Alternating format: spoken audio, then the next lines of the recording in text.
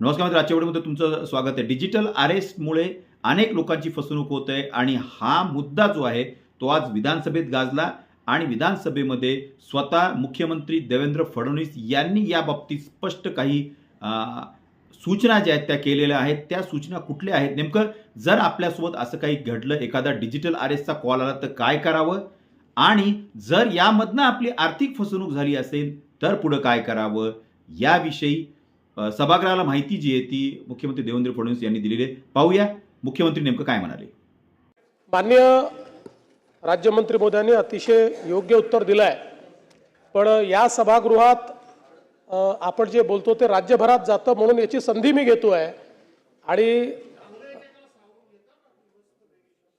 नाही, मी ते वेगळा विषय माझा, त्यांनी योग्य उत्तर दिलं आहे. नाही, मी याचा उपयोग याकरता करतोय की या माध्यमातून या सभागृहातल्या सदस्यांना आणि राज्यातल्या सगळ्या नागरिकांना सांगतो, डिजिटल अरेस्ट असा कुठला प्रकारच नाही आहे. कायद्यामध्ये कोणालाही डिजिटली अरेस्ट करता येत नाही. त्यामुळे आपल्याला जर कोणी डिजिटल अरेस्टचा फोन केला किंवा व्हिडिओ कॉल केला तर पहिल्या क्षणी समजून घ्या की हा फ्रॉड आहे. कधीही विश्वास ठेवू नका. 100% हा फ्रॉड आहे. कोणीही कुठल्याही कायद्यान्वये कोणालाही डिजिटल अरेस्ट करू शकत नाही. आपल्या हे डिजिटल अरेस्टचा अर्थ असा आहे की तुम्हाला एक फोन येतो, व्हिडिओ कॉल येतो. त्या व्हिडिओ कॉलवर समोर बसलेला कधी स्वतःला सीबीआयचा अधिकारी सांगतो, कधी पोलीसचा अधिकारी सांगतो, कधी कस्टमचा अधिकारी सांगतो. आणि मग तिथलं तो म्हणतो की तुम्ही पार्सल मागवलं होतं का, तुमच्या नावाने पार्सल आलाय, त्याच्यामध्ये ड्रग्ज सापडलेले आहेत आणि म्हणून तुम्हाला आता आम्ही डिजिटल अरेस्ट करतोय, तुम्ही हलायचं नाही, या स्क्रीन पुढे राहायचं. आणि मग त्यांच्याशी मांडवली करून तुम्हाला 20 लाख रुपये द्यावे लागतील, तुम्हाला 40 लाख रुपये द्यावे लागतील.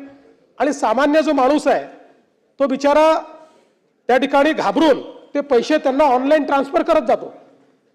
असे आश्चर्याची गोष्ट अशी आहे की याच्यामध्ये मोठे मोठे लोक, म्हणजे आश्चर्य सांगतो की एक रिटायर्ड IAS अधिकारी तो सापडला, त्यांनी पैसे देऊन टाकले.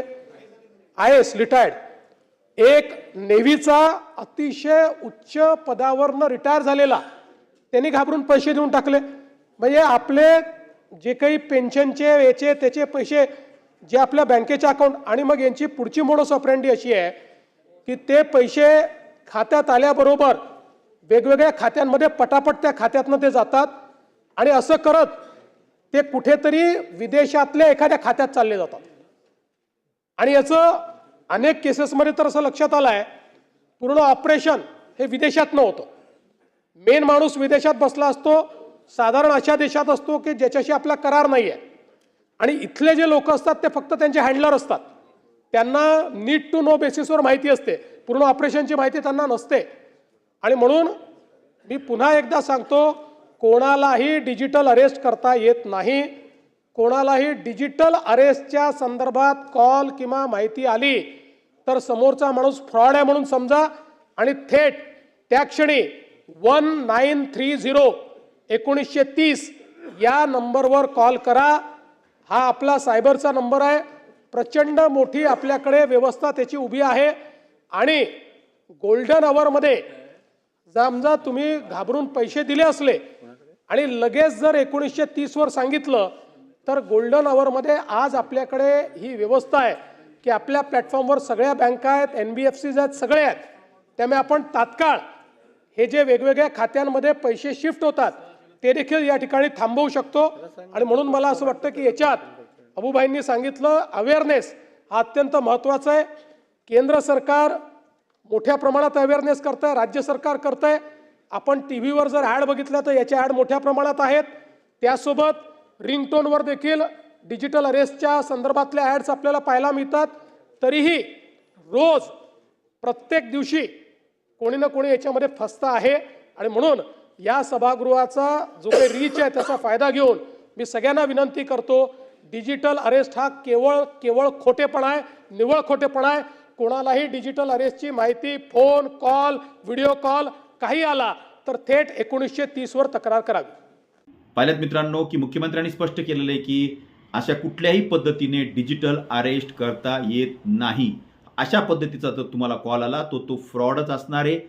त्याच्यामुळं तुम्ही त्वरित 1930 या नंबरवर कॉल करून आपली तक्रार नोंदवू शकता आणि आपले पैसे देखील वापस एखाद्या गेले असतील तर मिळू शकतात. व्हिडिओ आवडला असेल तर नक्की लाईक आणि शेअर करायला विसरू नका. भेटूया पुढच्या व्हिडिओमध्ये.